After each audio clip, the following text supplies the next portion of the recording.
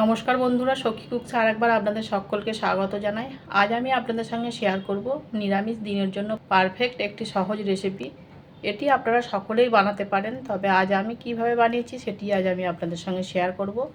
আশা রাখি আমার এই রেসিপিটি আপনাদের নিশ্চয়ই ভালো লাগবে। ভালো লাগলে একটু লাইক করার অনুরোধ রইল। সবার প্রথম আমি এখানে কয়েকটা সজনে ডাঁটা নিয়ে নিয়েছি। এবার এই ডাঁটাগুলোকে আমি ছোট ছোট পিস করে কেটে নেব। কেটে নিয়ে এবার এর থেকে আঁশগুলোকে ছাড়িয়ে নেব। আমি এখানে চাকুর সাহায্যে কেটে আঁশগুলোকে ছাড়িয়ে নিচ্ছি। আপনারা আপনাদের সুবিধা অনুযায়ী বটিতেও কেটে নিতে পারেন। এই দেখুন, এইভাবে আমি আঁশগুলোকে ছাড়িয়ে নিলাম। এই সজনে ডাঁটা এই সময় খুব বাজারে পাওয়া যায়। এটি খাওয়া শরীরের পক্ষে খুবই উপকারী, আর খুব সহজেই আপনারা কম সময়ে এই রেসিপিটি বানিয়ে নিতে পারেন। গরম গরম ভাতের সঙ্গে খেতে কিন্তু খুবই সুস্বাদু লাগে। এই দেখুন, এইভাবে আমি ডাঁটাগুলোকে ছাড়িয়ে নিলাম।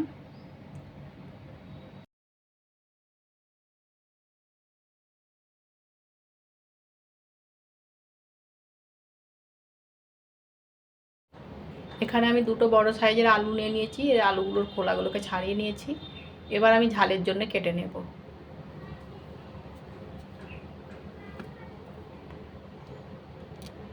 আমি বেশ লম্বা লম্বা করে একটু মোটা মোটা করে কেটে নেব।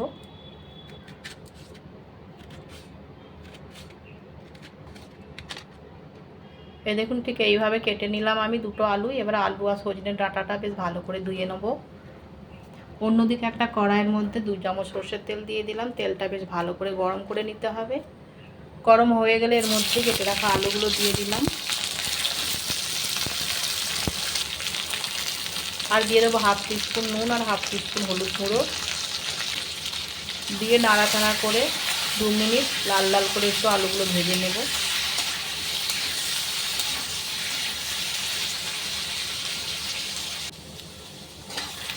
এই দেখুন, আলুগুলো বেশ আমি ভেজে নিয়েছি। এবার আমি এর মধ্যে কেটে রাখা সজনে ডাঁটাগুলোকে দিয়ে দেব।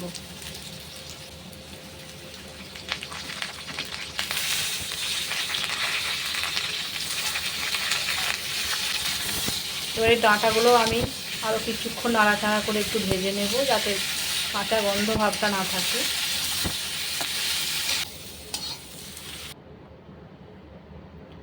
সজনে ডাঁটাটাও আমি বেশ ভালো করে ভেজে নিলাম। এবার এর মধ্যে 2 কাপ মতো জল দিয়ে দিলাম। দিয়ে আলু আর সজনে ডাঁটাটার সঙ্গে ভালো করে মিশিয়ে নিলাম। নিয়ে এবার এটাকে ঢেকে আমি মিডিয়াম ফ্লেমে 4 থেকে 5 মিনিট সেদ্ধ করতে দেব।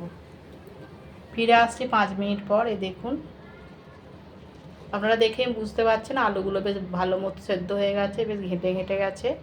আর এখানে 2 চামচ সর্ষে, 4টে কাঁচা লঙ্কা বেটে নিয়েছিলাম, সেটা আমি এর মধ্যে দিয়ে দিলাম। আলুটা ঘেঁটে যাওয়ার কারণে বেশ ডাঁটার ঝালটা বেশ খুবই টেস্টি হয়েছিল, বেশ মাখা মাখা হয়েছিল।